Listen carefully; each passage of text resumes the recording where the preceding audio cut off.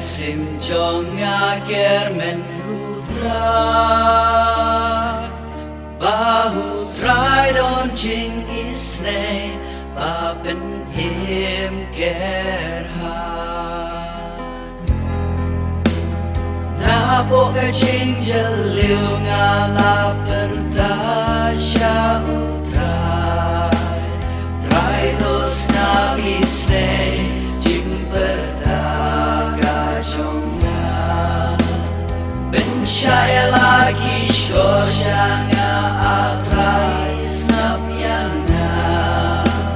Trai dos na isne jinger paga jonga Gen mau atrai gen mau yanga Tu isne endame boy alaga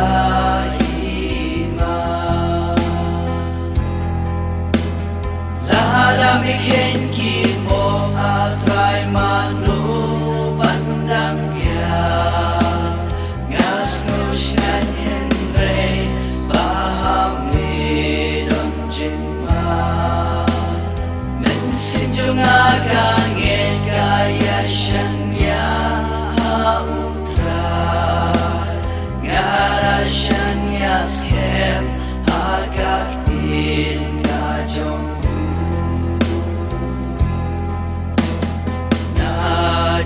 Jaliu ngag ang syutray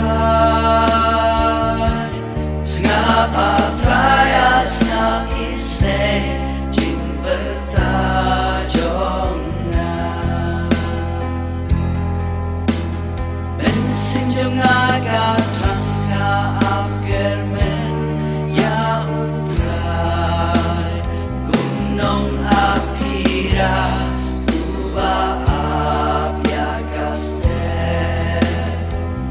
Payung leker men utray basbu maisne Nagapokasang unpen im la upa Mensin